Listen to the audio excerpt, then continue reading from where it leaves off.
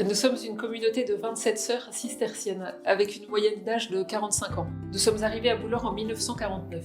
Notre abbaye est un monument historique, donc nous faisons des visites guidées et nous avons également une activité d'hôtellerie monastique avec une capacité d'accueil d'environ 40 personnes. Nous vivons d'une exploitation agricole en bio et de la production et de la vente de produits fermiers. Nous produisons fromage, pâté, farine et confiture. Depuis de nombreuses années, on souhaite de construire notre étable et notre fromagerie. On n'a pas pu le faire plus tôt parce qu'il est tout proche d'un monument historique. Les sœurs entreprennent des restaurations des bâtiments, des toitures, l'église bien sûr. Il nous faut maintenant passer un cap pour que nous vivions une nouvelle étape qui permettra à l'abbaye de Boulor comme à la communauté de déployer toute leur potentialité. Au XIIe siècle, les granges des abbayes cisterciennes ont permis le développement d'une agriculture de pointe, l'essor du commerce et l'enracinement de la culture en Europe. Notre projet est de bâtir une grange cistercienne pour le XXIe siècle. Concrètement, ça passe par la construction d'une nouvelle exploitation agricole qui soit une micro-ferme diversifiée. Le projet nous amènera à faire un vrai saut de production parce qu'on va multiplier par 4 ou 5 chacune de nos productions. Ça permettra à la communauté de vivre vraiment de son travail, qui est une dimension qui est proprement monastique.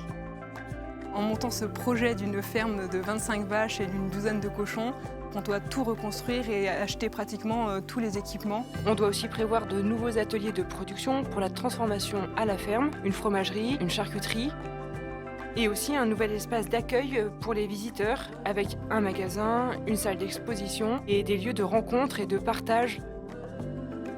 Ce que nous voulons, c'est offrir un projet qui soit structurant pour notre territoire et qui fasse des ponts avec les acteurs touristiques et économiques, avec une logique de circuit court et de développement local. C'est un projet audacieux d'entrepreneuriat féminin, comme au temps où les abbesses montaient à cheval pour visiter leur fondation. C'est un peu une start-up du XIIe siècle, mais façon XXIe siècle.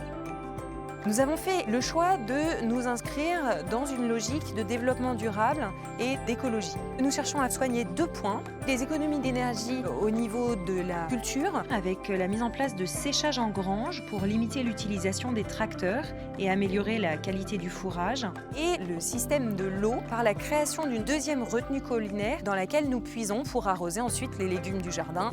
Le surcoût qui est lié à l'intégration des bâtiments dans un site protégé au titre des monuments historiques est important, mais il fait partie de la préservation de l'environnement. Nous avons opté pour la tuile, la pierre, la terre, le bois et une architecture inscrite dans la tradition gersoise.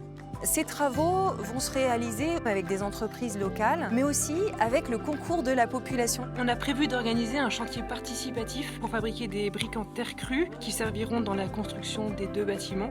Et avec ce chantier, on veut vraiment vivre une aventure collective. Au sein de l'étable, nous avons également prévu un espace pédagogique. Il y aura une grande pièce avec des grandes baies vitrées qui permettront aux enfants de voir les animaux, de voir le travail agricole. À travers cette approche pédagogique, on veut faire découvrir à tous les visiteurs la vie monastique et le travail agricole, et aussi les ateliers de production. On a prévu qu'ils soient visibles par une galerie extérieure. Cet aspect culturel, nous voudrons le développer davantage à l'avenir à travers la création d'une nouvelle bibliothèque, d'une grande salle de conférence. L'idée sera d'offrir un cadre qui soit un lieu culturel ouvert à tous. Ce projet, c'est une proposition pour participer à la reconstruction de notre société en unissant les générations, en faisant le lien entre la ville et la campagne, entre la culture et l'agriculture, entre le soin de la terre et le soin des hommes. Aujourd'hui, nous n'avons pas les fonds pour financer le projet. Il y a un bel investissement à faire dès le départ et on va avoir besoin de mécénat, de dons pour pouvoir démarrer cette activité. C'est pourquoi nous avons besoin de votre aide et nous vous remercions du fond du cœur du soutien que vous voudrez bien nous apporter.